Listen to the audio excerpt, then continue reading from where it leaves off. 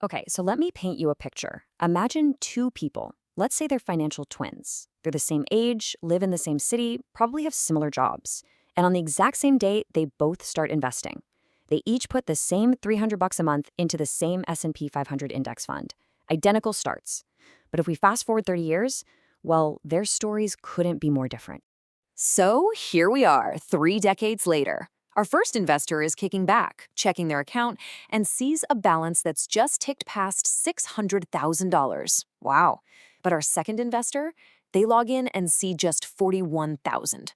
I mean, they both started with the exact same plan. One stuck with it, and the other, well, they got knocked off course. And the difference between them? It's a staggering $559,000. That's not just a gap. That is a completely different retirement.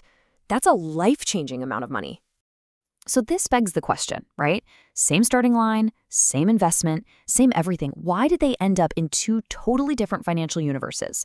Well, the answer isn't about picking hot stocks or being some kind of genius. It's about having a framework. And that's the framework we're going to break down today, the 7531 rule. We'll start by talking about something called the compounding paradox. Then we'll walk through each part of the rule, the 7-year floor, the crash-proof portfolio, how to survive your brain, and finally, the super simple but powerful annual bump. This is the roadmap that explains that massive $500,000 gap. The entire difference between our two investors really comes down to this one thing. One of them understood what compounding actually looks like over time, and the other one didn't. See, most people quit way too early because they're shown this amazing destination, financial freedom, but nobody gives them the map. They expect their money to grow in a straight line, but that is not how this works. Okay, so let's actually look at the map. Say you invest 10 grand and it grows at 10% a year. After 10 years, you're at about 26,000. That's pretty good. After 20 years, you're at 67,000. Okay, it's building, but look at what happens next. The jump from year 30 to year 40, it goes from 174,000 to over 452,000. That's a leap of almost 280 grand in just one decade. The growth isn't a straight line, it's a curve like a hockey stick, and all the real power is at the very end. And here's the part that just blows my mind. Over 62% of all the money you made over those 40 years, it showed up in just the final 10. The first decade, that produced less than 4% of your total return. This is the paradox. The beginning is always structurally, unavoidably slow. And this is exactly why the 7531 rule is so important. It's basically a toolkit designed to help you survive those slow, painful, frustrating early years so that you're still around for the explosion at the end. It gives you a clear structure for your timeline, your portfolio, your feelings, and even your contributions. All right, let's get into it. Rule number 1 is all about the number 7. This is about setting a non-negotiable 7-year floor for any money you invest long-term. Think of it as the minimum time commitment before compounding even starts to feel real. It's the point where you go from investing on pure faith to investing based on actual evidence that you can see in your account. So why 7 years? Well, it lines up almost perfectly with this 500-year-old mental math trick called the Rule of 72. All you do is divide 72 by your expected return rate, and that tells you how long it takes to double your money. So at a 10% return, that's about 7.2 years. The 7-year rule is all about one thing. Just don't quit before your money has doubled at least once. That first double is the proof your brain needs to see to keep going. And if you look at the historical data, it shows you exactly why this timeline is so critical. If you invested in the S&P 500 for just any random 1-year period, historically you had about a 74% chance of making money. Not bad. But if you stretch that out to any 7-year period, your odds of having a positive return jump to over 95%. Time is the great equalizer. It smooths out all the scary bumps and dramatically stacks the odds in your favor. Okay, so you've committed to 7 years. That's great.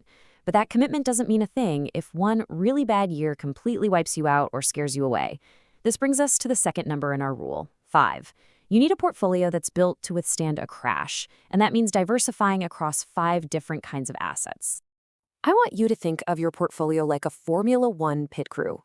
Your broad market index funds, that's your main driver. It's doing most of the heavy lifting. Things like dividend stocks and small caps, those are like performance upgrades. But the most crucial members of the crew are your defensive assets, like bonds. Now let's be clear, Bonds are not there to make you rich, they're there to stop you from selling everything when things get scary. When stocks drop 30%, your bonds might only be down 5%. That stability is what keeps you from hitting the panic button at the absolute worst possible moment. So, you've got your timeline set and you've built the right portfolio. The next big hurdle isn't the market, it's your own brain. So, rule number 3 is all about preparing for the 3 predictable emotional phases every single investor goes through. Just knowing they're coming is half the battle. So, the first phase is doubt. This usually hits in the first year or two. You've been doing everything right, saving and investing, but your account has barely moved. Your brain starts thinking about all the fun stuff you could have bought with that money, and it just feels like you're spinning your wheels. This feeling is completely manufactured by that flat part of the compounding curve we talked about. You're not doing anything wrong. And right after doubt comes frustration. This usually shows up around year 3 or 4.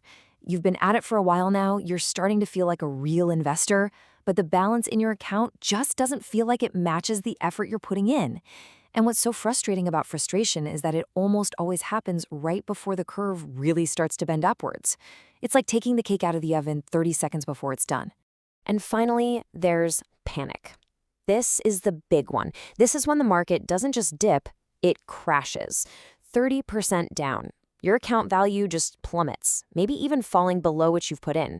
And the impulse to just sell everything and stop the bleeding is overwhelming. This is the moment. This is the single moment that creates the biggest wealth gaps between investors. And the data on this is just jaw-dropping. According to the research firm Dalbar, in 2024 alone, these exact kinds of emotional timing mistakes caused the average investor to underperform the S&P 500 by 8.5 percentage points. Let me say that again, 8.5%. Panic doesn't protect you. It just transfers your future wealth to someone else who managed to stay patient. Okay, so if you can navigate the timeline, build the right portfolio, and manage your own emotions, there is one last lever you can pull that can quietly double your results. It's the simplest and, honestly, the most overlooked part of this whole thing. And that is rule number 1, making one tiny automated increase to how much you invest each year. Let's look at how powerful this is. If you invest a flat $300 a month for 30 years, you end up with about $408,000. Not bad at all.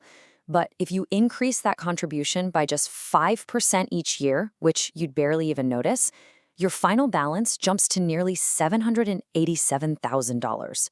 It's almost double from the exact same starting point. And here's the best part. This change is deceptively small. A 5% bump on $300 is just $15 extra a month in that first year. That's it. That's literally the cost of one lunch out. But over 30 years, that tiny habit can create hundreds of thousands of extra dollars for you. It's incredible. So let's bring it all together. Let's go back to our 2 investors, and let's give them names, Marcus and Diane. Marcus follows the 7531 rule. Diane invests, but she doesn't really have a plan. She pauses her contributions when the market dips, and she never increases them. By age 52, the gap between them is pretty uncomfortable. But by age 65, it's become a life-altering freedom gap. Marcus has over $1.1 million. Diane has under $400,000. The money gap became a freedom gap. You know, when you boil it all down, the entire 7531 rule can be summed up by this one quote from the legendary investor Charlie Munger. The first rule of compounding is to never interrupt it unnecessarily. His advice isn't about being brilliant. It's just about being consistent. Marcus didn't do anything heroic. He just didn't get in the way and interrupt the machine. So here's what I want you to take away from all this. Compounding doesn't care how smart you are. It doesn't care about your salary or your fancy degree. It only cares about one thing. Did you leave it alone long enough to do its incredible work? The people who win this game aren't the financial geniuses. They're the people who were just boring enough to not quit. So the real question is, can you be boring enough to win?